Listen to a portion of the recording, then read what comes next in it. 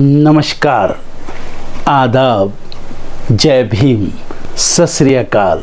मैं हूँ माजिद सिद्दीकी और आप देख रहे हैं फोकस हिंदुस्तान न्यूज़ चैनल।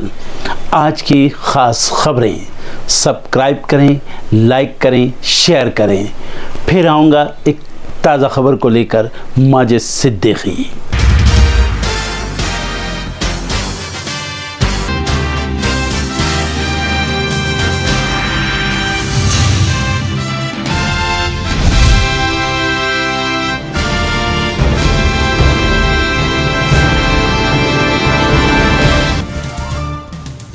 वित्त मंत्री का अंतरिम बजट। टैक्स स्लैब में कोई बदलाव नहीं, सैलरीड क्लास को कोई फायदा नहीं। मत्स्य संपदा योजना से 55 लाख को मिला नया रोजगार। अब 3 करोड़ महिलाएं बनेगी लखपति दीदी। वंदे भारत स्तर के बनाए जाएंगे 40,000 रेल डिब्बे। ज्यादा भीड़ वाले रेल मार्गों के लिए अलग कॉरिडोर। 11% बढ़ा इंफ्रास्ट्रक्चर बजट। वित्त मंत्री निर्मला सीतारमण राष्ट्रपति को दही चीनी खिलाकर पेश किया मोदी सरकार के इस कार्यकाल का अंतिम बजट। अंतरिम बजट में सर्वाइकल कैंसर पर रोक के लिए सरकार का बड़ा फैसला। अब 9 से 14 साल की लड़कियों को लगेगी फ्री वैक्सीन। ईडी से गिरफ्तारी के खिलाफ हेमंत सोरेन पहुंचे सुप्रीम कोर्ट। कल होगी सुनवाई। ईडी के खिलाफ पूर्व मुख्यमंत्री द्वारा SC/ST एक्ट के तहत FIR भी दर्ज। आप विधायक अमानतुल्लाह खान को हाईकोर्ट से नहीं मिली राहत। ईडी के समन पर तत्काल राहत देने से इनकार। ईडी के समन पर Delhi Waqf board money laundering मामले में आज पेश होंगे आप विधायक। ज्ञानवापी मस्जिद मामले में जिला अदालत के फैसले के खिलाफ सुप्रीम कोर्ट पहुंचा मुस्लिम पक्ष। अदालत ने कहा इलाहाबाद हाई कोर्ट जाए। जिला अदालत ने हिंदुओं को व्यास जी के तहखाने में पूजा का दिया अधिकार। भारत जोड़ो न्याय यात्रा पश्चिम बंगाल के मुर्शिदाबाद पहुंची। बीड़ी कारीगरों से मिले राहुल गांधी। बीते दिन मालदा पहुंचकर सरकार बनने पर जातीय जनगणना का किया था ऐलान। झारखंड के पूर्व मुख्यमंत्री हेमंत सोरेन की गिरफ्तारी के बाद झारखंड में बड़ा खेल खेलने की तैयारी में बीजेपी। चंपई सोरेन पहुंचे राजभवन, लेकिन अब तक नहीं दिलाई गई शपथ। लग सकता है राष्ट्रपति शासन। महाराष्ट्र के बारामती में डेप्यूटी सीएम अजित पवार के घर के सामने ओबीसी संगठनों का धरना। मराठा आरक्षण की मांग को मानने से सरकार के फैसले के खिलाफ कर रहे हैं प्रदर्शन।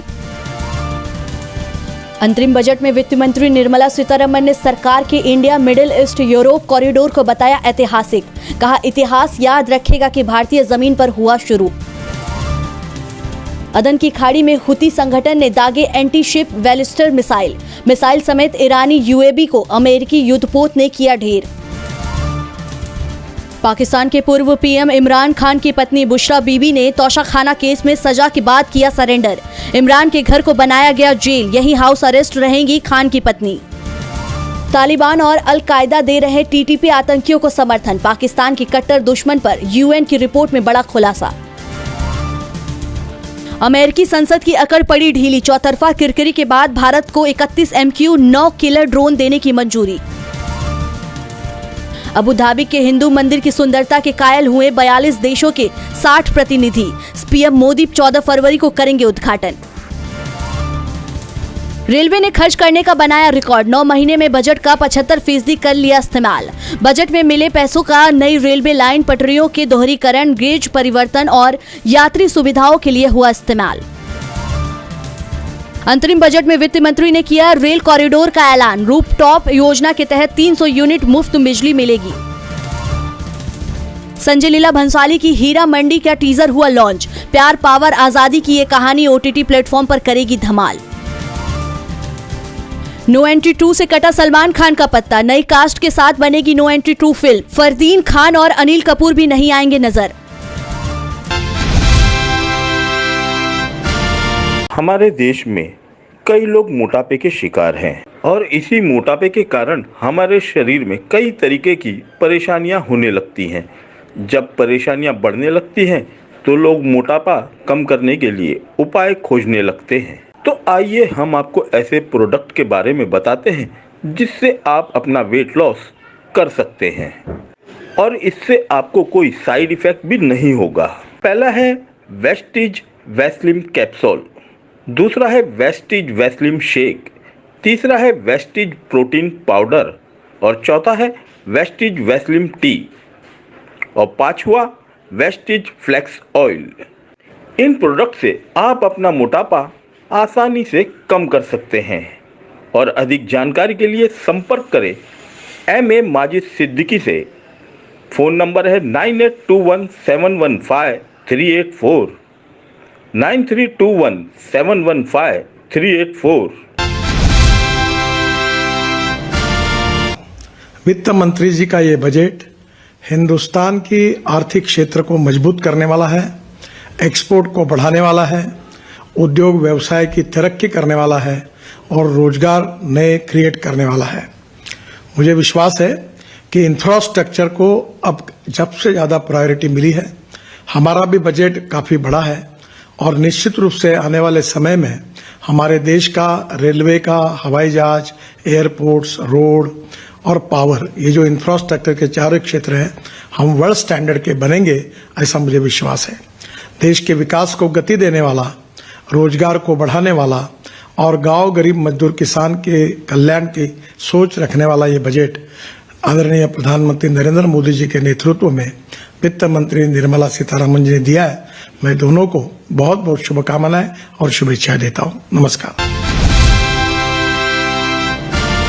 ज्ञानवापी मामले में हिंदू पक्ष को बड़ी राहत मिली है। जिला अदालत ने हिंदू पक्ष को व्यास तहखाने में पूजा का अधिकार देने का आदेश दिया है।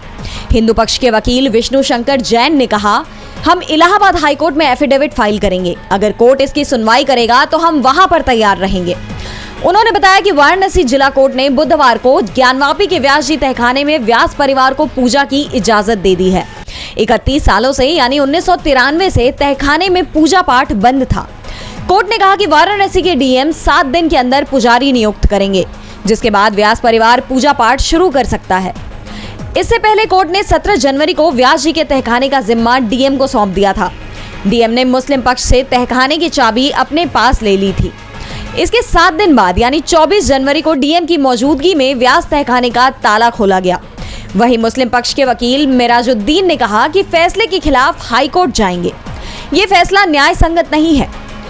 जिला जज डॉक्टर अजय कृष्ण विश्वेश की कोर्ट ने मंगलवार को बहस पूरी कर ली गई थी। इस दौरान अंजुमन इंतजामिया के वकील मुमताज अहमद अखलाक अहमद ने कहा कि व्यास जी का तहखाना मस्जिद का पार्ट है। ये वक्फ बोर्ड की संपत्ति है, इसलिए पूजा पाठ की अनुमति नहीं दी जा सकती है। इससे पहले ज्ञानवापी की एएसआई सर्वे की रिपोर्ट 25 जनवरी को सार्वजनिक हुई थी। इस रिपोर्ट के मुताबिक पूरे परिसर को मंदिर के स्ट्रक्चर पर खड़ा बताते हुए 34 साक्ष्य का जिक्र किया गया है। एएसआई ने रिपोर्ट में लिखा है कि ज्ञानवापी में एक बड़ा हिंदू मंदिर मौजूद था। 17वीं शताब्दी में जब औरंगजेब का शासन था, उस वक्त ज्ञानवापी स्ट्रक्चर को तोड़ा गया, कुछ हिस्सों को मॉडिफाई किया गया, मूल रूप को प्लास्टर और चूने से छिपाया गया। अग्निपथ योजना के खिलाफ कांग्रेस ने अब मोर्चा खोल दिया है। 1 फरवरी से कांग्रेस पार्टी जय जवान अभियान आंदोलन की शुरुआत कर रही है। जंतर मंतर से इस अभियान की शुरुआत होगी। इसे लेकर रिटायर्ड कर्नल रोहित चौधरी ने मोदी सरकार पर जमकर निशाना साधा। उन्होंने कहा, जय जवान अभियान देश की सुरक्षा, सेना और युवाओं को बचाने और न्याय दिलाने के लिए लॉन्च किया गया है। अग्निपथ योजना के कारण सेना, वायुसेना और नौसेना में चयनित करीब 1.5 लाख उम्मीदवार सेना में शामिल होने से वंचित रह गए। रेगुलर सैनिक के मुकाबले अग्निवीरों की ट्रेनिंग और वेतन दोनों कम है। ये अग्निवीर जब सेवा से बाहर होंगे तो आने वाले वर्षों में सेना की क्षमता भी घटेगी। मोदी सरकार ने देश को प्राइवेट आर्मी की तरफ धकेल दिया है। चौधरी ने कहा, देश की सुरक्षा को ध्यान में रखते हुए कांग्रेस पार्टी ने फैसला किया है कि अग्निपथ योजना के खिलाफ आवाज उठाएंगे। पिछले 1 साल से कांग्रेस सांसद राहुल गांधी ने युवाओं और पूर्व सैनिकों से इस बारे में बात की है, जिसके बाद हमने अग्निपथ के खिलाफ आवाज उठाई। जंतर मंतर पर 1 फरवरी को इन सभी युवाओं के लिए हम बड़ा आंदोलन कर रहे हैं। आप सब भी इस लड़ाई में आगे आइए। वहीं कांग्रेस नेता पवन खेड़ा ने भी आंदोलन को लेकर बताया कि जय जवान अभियान के 3 चरण होंगे। पहला चरण संपर्क अभियान 1 फरवरी से 28 फरवरी तक। दूसरा चरण सत्याग्रह 5 मार्च से 10 मार्च तक। तीसरा चरण पद यात्रा 17 मार्च से 20 मार्च तक। कांग्रेस नेता ने कहा, आंदोलन अग्निपथ योजना को वापस लेने के लिए चलाया जाएगा और केंद्र सरकार से मांग की जाएगी कि सेना भर्ती की पुरानी व्यवस्था को बहाल किया जाए। दर्शकों, देख लिया आपने हमारे वीडियो को। हमें खुशी होगी कि आपने हमारे न्यूज़ को लाइक किया और दूसरों को शेयर किया।